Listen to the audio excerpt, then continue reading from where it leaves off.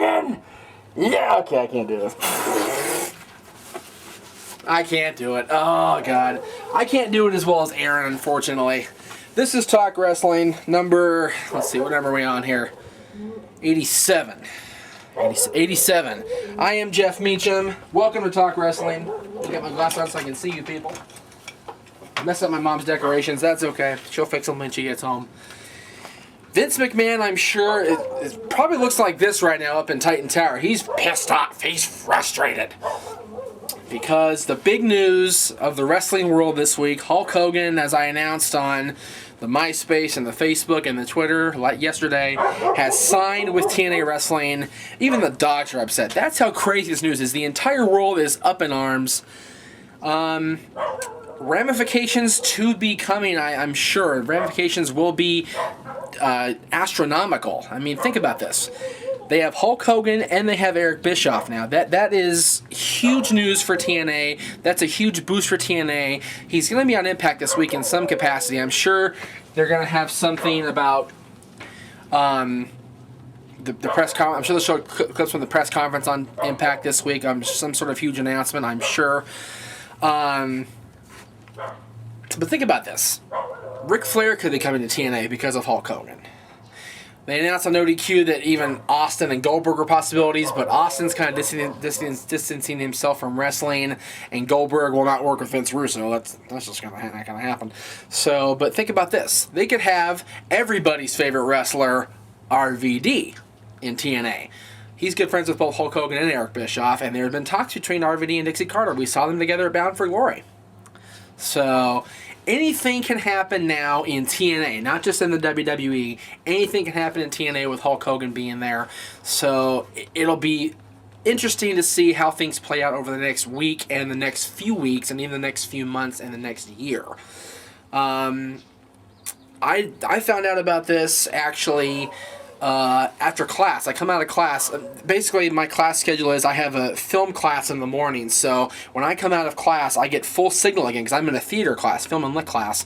So I come out of underground, and all of a sudden I have 17, no lie, 17 different Twitters. The only Twitter that wasn't related to the Hulk Hogan TNA story was a Twitter from Lizzie Borden, formerly of XPW from prison. Everything else was about Hogan, TNA, Hogan, and Aaron emailing me, "Oh my God, dude!" It was crazy. I've never seen TNA talked about so much. They became a trending topic on Twitter for the first time ever, and that's exactly why TNA signed Hulk Hogan, to get people talking about TNA. I, for one, cannot wait for Impact tomorrow. I cannot wait to see exactly how they react to this. I also am looking forward to the in-ring debut of Desmond Wolfe, aka Nigel McGuinness. I wanted to talk about that. He debuted on Impact last week and made a huge, no pun intended, impact. He had agreed to in what's that phrase? What's that phrase, Aaron? Agreed in not in theory, agreed.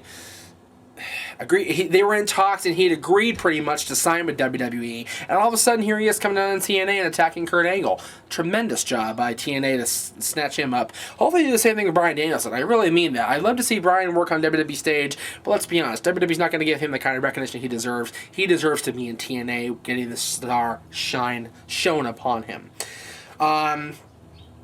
Besides the whole big TNA Hogan hoopla, besides Desmond Wolfe debuting on Impact tonight against Kurt Angle, Kevin Nash has been suspended for a week going against the script at last week's tapings, and I guess it was related to the Chris Sabin incident where Sabin got hurt. He was rather pissed about that.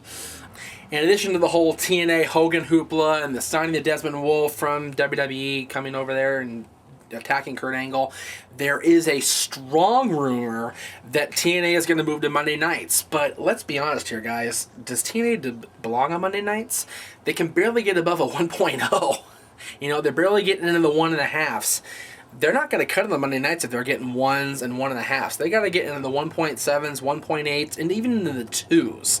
WWE will annihilate them on Monday nights if they move into a 2-hour slot from 9 to 11. They are going to get their asses whooped.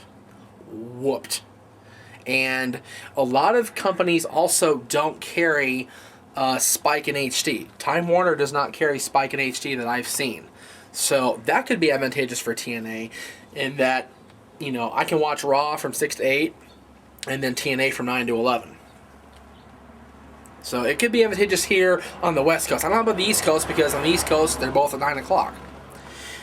Very, very poor thinking. If Hogan comes in and makes the, quote, impact that he can make on that show and bring them above a 2.0 and even into the higher, the higher realm of ratings, then I say go for it. But if they stick with the 1s, the 1.1s, the 1.2s, and even lower than 1s, very poor decision making by TNA if they want to move to Monday nights just because they got Hogan. Oh my God, let's move right now. Let's go. They have to plan it out, and they have to think wisely. Don't move unless you know it's going to work. So TNA, a lot of huge news going on there, but WWE is making their own waves, making their own news. Bragging rights just happened the other night. Team SmackDown with a huge victory over Team Raw, thanks to Raw's own Big Show. SmackDown claimed the huge bragging rights trophy that was about this big or whatever it was. It was a huge trophy. And Big Show put himself in line for a World Heavyweight Championship match. If you haven't read the SmackDown spoilers, I'm sorry. I'm going to blow it for you right now. So if you don't want to hear SmackDown spoilers, fast forward for a few seconds. Big Show will be facing Undertaker for the World Heavyweight Championship at Survivor Series, but there's a wrinkle thrown in. Chris Jericho has thrown himself into that mix, making it a triple threat match. So on both sides of the brand war, you have the most dominant tag team of the group challenging for the World Championship. You've got Big Jericho challenging Undertaker for the championship, and then on Raw side you have John Cena defending against both members of DX, Triple H and Shawn Michaels. Those are the two Survivor Series main events announced. Quite frankly, we've seen this before. We've seen Undertaker versus Big Show before. We've seen John Cena versus Triple H before. We've seen John Cena versus Shawn Michaels before. I don't recall ever seeing Undertaker versus Chris Jericho before, except briefly, but I could be wrong. I don't remember if that actually happened or not.